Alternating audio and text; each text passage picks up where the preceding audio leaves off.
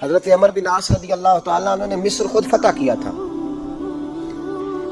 خود فاتح تھے. حضرت عمر نے انہیں گورنر مصر بنا دیا. ان کا بیٹا ایک عام آدمی کے بیٹے کو کہنے لگا چلو اپنا اپنا گھوڑا دوڑاتے ہیں، بھلا کون جیتتا ہے. گھوڑے دوڑے، عام آدمی کا بیٹا جیت گیا.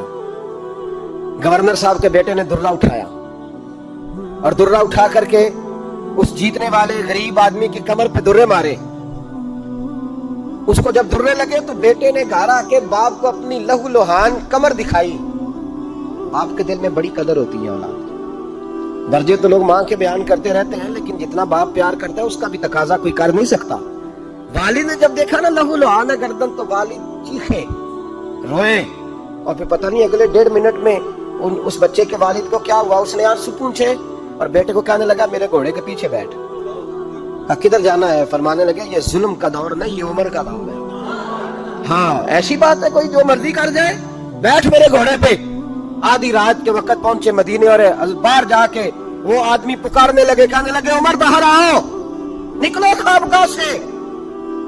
جب غریبوں پہ ظلم ہو تو پھر حکمرانوں کو سونے کی اجازت نہیں ہوا کرتی. باہر آؤ. فاروق اعظم آدھی رات کو اٹھ گیا، کیا ہوا؟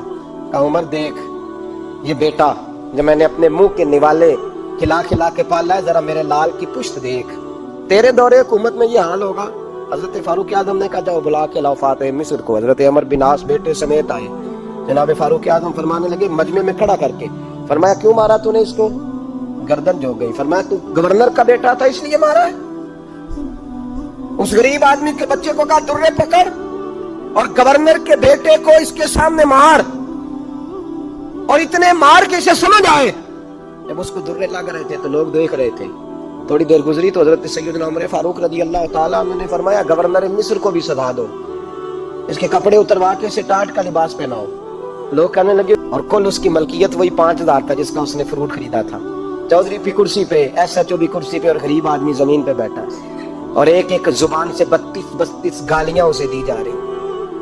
وہ کہتا چل شاہ تہاڈی مہربانی، میں تو شامی گھر جانا ہے تو میری تیاں روٹی کھانی، مہربانی کرو میرا سامان واپس کر دو، مہربانی کرو خدا را میرا سامان دے دو. او یار ظلم یہ ہے کہ یہاں امیر کے لیے قانون اور ہے اور غریب کے لیے قانون اور ہے. اس وقت پھر ظلم ہوتا ہے، پھر زیادتی ہوتی ہے، پھر ملتیں نہیں بنتی، پھر اس سے ڈاکو پروان چڑھتے ہیں، اس سے پھر ظالم پروان چڑھتے ہیں. اپنے آپ کو پیش کرو. یاد رکھو میرے نبی پاک صلی اللہ علیہ وسلم نے فرمایا ظلم قیامت کے اندھیروں میں سے ایک اندھیرا ہوگا. ظالموں کو قیامت کے دن ٹھوکریں لگیں گی، رستہ نہیں ملے گا. اپنے آپ کو پیش کریں. چھوٹی سی بھی زیادتی، چھوٹا سا بھی ظلم نہ ہونے پائے. انصاف کے تقاضے پورے ہونے چاہیے. نبی پاک صلی اللہ تعالی علیہ وسلم نے جو امت ہمیں بنایا ہے تو اس امت میں انصاف کا بول بالا ہے. کوئی آدمی انصاف سے بالا تار نہیں. بہت بڑی بات کرنے لگا ہوں. امام ابو نعیم نے لکھا ہے خود رسول پاک نے اپنی ذات کو انصاف کے لیے پیش کیا. اس بات کو میں جب کبھی سوچتا ہوں نا تو لگتا ہے کہ روح پرواز کر رہی ہے اور پتہ نہیں کہاں کہاں سے روح آئی ہے. انصاف کا بول بالا ایسے نہیں ہوتا. حضرت فاروق اعظم اور مولا علی اور عثمان غنی اور ابو بکر صدیق اور سیدنا قاضی شورا جیسے لوگ ایسے ہی تیار نہیں ہوتے. ان کے پیچھے جو میرے رسول پاک صلی اللہ علیہ وسلم کا مزاج ہے اس کو سمجھیں، غور کریں. میں جب اس پہلو کو دیکھتا ہوں نا، آپ یقین کریں گے روایت میں کبھی کبھی پڑھتا ہوں اور کبھی کبھی اس کو بیان کرتا ہوں تو میں کھو جاتا ہوں بہت ساری جگہوں پہ. پتہ نہیں کہاں کہاں کا سفر طے ہو جاتا ہے. حضرت عکاشہ بن محصن رضی اللہ تعالیٰ عنہ فرماتے ہیں کہ نبی پاک صلی اللہ علیہ وسلم کے وصال سے 2-3 دن پہلے کی بات، محبوب پاک صلی اللہ علیہ وسلم نے فرمایا سب لوگوں کو مسجد نبوی میں اکٹھا کرو. اکٹھا کیا. جب کوئی نئی آیت آتی تھی یا کوئی جنگ کی تیاری ہوتی تھی تو لوگ اکٹھے کیے جاتے تھے. سب کو اکٹھا کیا.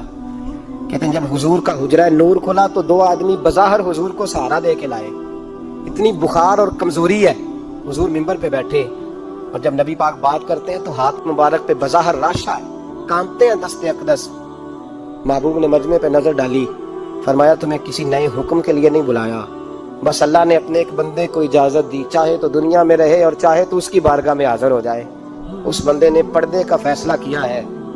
میں نے تمہارے بیچ وقت گزارا ہے، تمہارے ساتھ رہا ہوں. حضور فرمانے لگے میری زبان سے، میرے قول سے، میرے فعل سے غلاموں کسی کو تکلیف پہنچی ہو تو بدلہ لے سکتا ہے. یہ نہیں فرمایا معاف کر دو، اٹھو اور بدلہ لو. حقیقی جمہوریت تھی نا. حضرت عکاشہ بن محصن پیچھے سے کھڑے ہو گئے، بوڑھے آدمی. کہنے لگے حضور ایک جنگ میں صفیں سیدھی کراتے کراتے میری ننگی پشت پہ درہ مارا تھا آپ نے، بدلہ لینا ہے۔ عجیب ہی منظر بن گیا مسجد نبی کا، آنسو بہنے لگے، لوگ تڑپنے لگے۔ محبوب نے فرمایا بلال جاؤ فاطمہ کے گھر میں درہ پڑا ہے، لے آؤ۔ حضرت بلال کہتے ہیں سیدہ کے دروازے پہ دستک دی، اماں جی نے کہا کون؟ اماں جی میں غلام بلال ہوں، وہ درہ چاہیے تھا۔ تو سیدہ کہنے لگی نہ تو جنگ ہے نہ جہاد ہے، حضور نے درہ کیا کرنا ہے، طبیعت مبارک تو علیل ہے، بلال ماجرا کیا ہے؟ حضرت بلال رو پڑے، کہنے لگے کہ صحابی بدلہ لینا چاہتے ہیں۔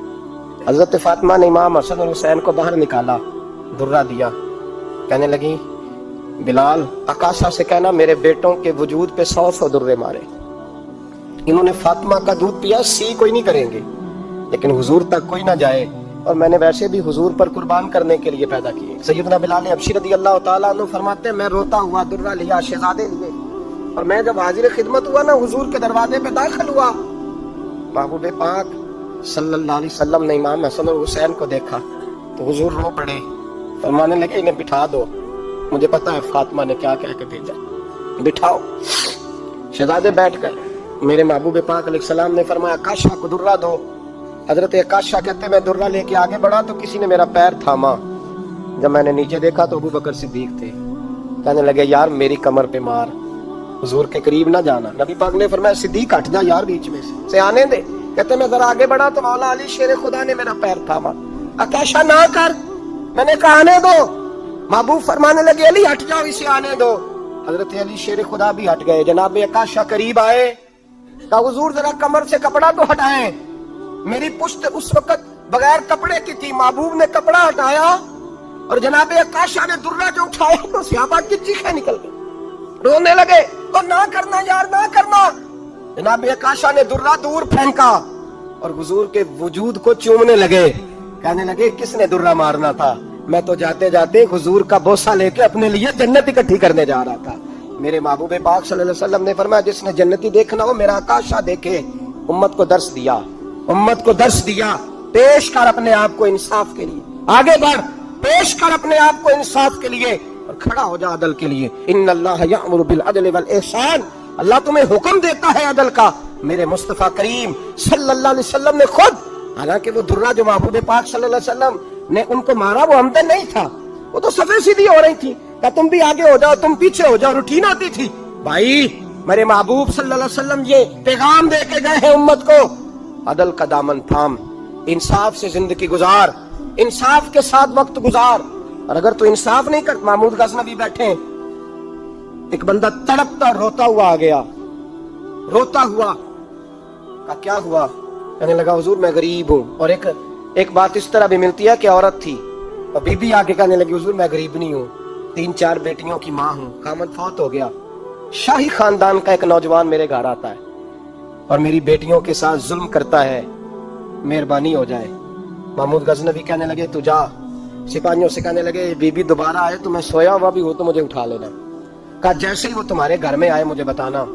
بی بی کہتی ہے تیسرے دن میں دوبارہ گئی، دروازے شاہی پہ دستک دی تو محمود فوراً نکلے، لباس پہنا جنگ کا، نیزہ، تلوار، تیر، کمان، گھوڑے پہ بیٹھے میرے ساتھ چلے، اور کہتے ہیں جب اندر داخل ہوئے تو وہ نوجوان گھر کے اندر تھا۔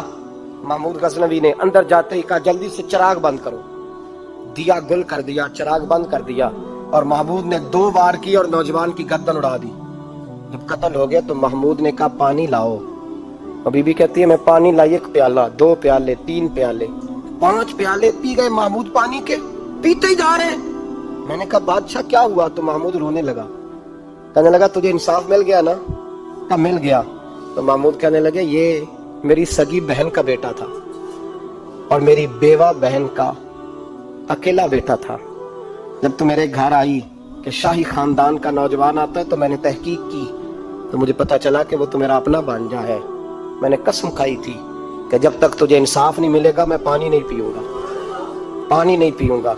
پانی اس لیے مانگا ہے کہ پیاس سے مر رہا ہوں، اور دیا اس لیے بند کیا ہے کہ بہنیں بڑی پیاری ہوتی ہیں نا، اور پھر بہن بیوہ ہو اور بیٹا اس کا یتیم ہو اور اکیلا ہو پھر رنگ اور ہوتا ہے نا، اس لیے چراغ گل کر کے میں نے اسے قتل کیا ہے کہ اگر مارنے لگوں تو کہیں بہن کا چہرہ نہ میری آنکھوں کے سامنے آ، कहीं भांजे का तस्वुर देखकर मैं उसे छोड़ न दूं।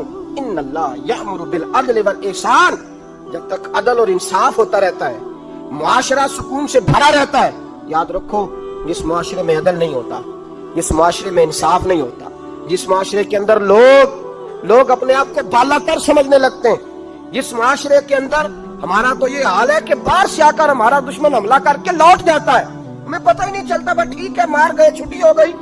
जिस मुआशरे की बेइज्जती का ये आलम हो कि दर्जनों लोग कत्ल हो, और मैं दुख से ये बातें करता हूँ, दुख से।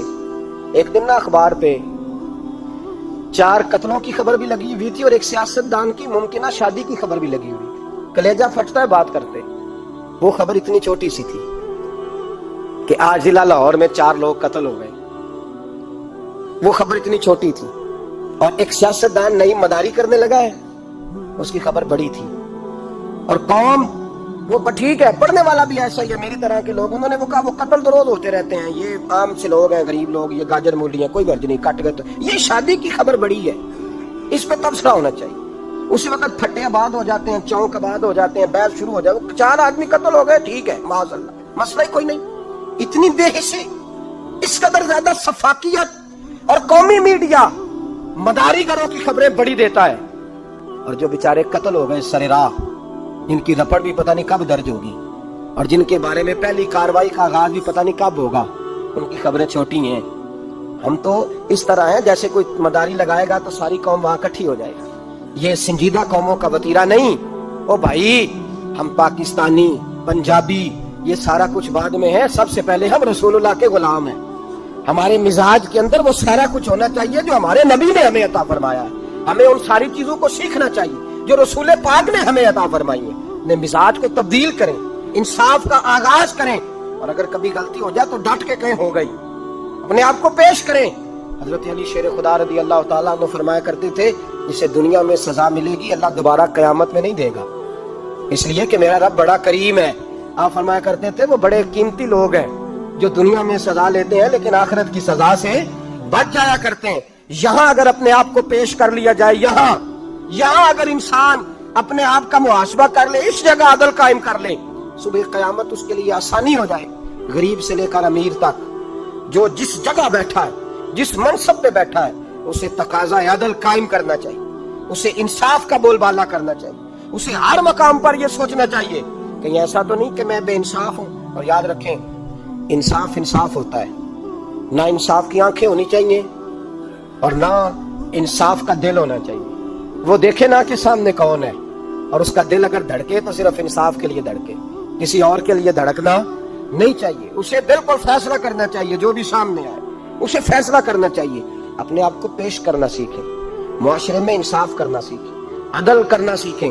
हमारे यहाँ इनफरादी सतह पे जब शुरू होगा ये काम, इनफरादी सतह पे, फिर वो इज्तिमाई, आप यकीन करें लोग गुफ्तगू की हद तक भी इंसाफ नहीं करते। कोई आदमी अगर सही कह रहा है ना बात, लेकिन हमारे मुफादात को ठेस पहुंच रही है, तो उसकी मुखालफत करना हम जरूरी समझते हैं, कहते हैं बात सही कर रहा है, पर चूंकि मेरे मुफादात की नहीं, लिहाजा मैं इसको इस बात में आगे बढ़ने की इजाजत नहीं दूंगा। 2-4 दिन पहले एक साहब मुझे समझाने लगे, कहने लगे मामलात थोड़े आगे बढ़ रहे हैं, अब तो चीजें बड़ी सारी सही हो गई हैं, उलमा को नरमी करनी चाहिए। और मैंने कहा किस बात की नरमी, हमारी आवाज तो इतनी मौसर है ही नहीं, हमने तो कभी दावा ही नहीं किया कि हमारी वजह से बड़ा इनकलाब आ रहा है। अगर कोनों में बैठ के मस्जिदों में रसूलुल्लाह के नाम की दुआई देते हैं तो इतना तो मौका दो ना हमें, कम से कम इतना तो करने दो।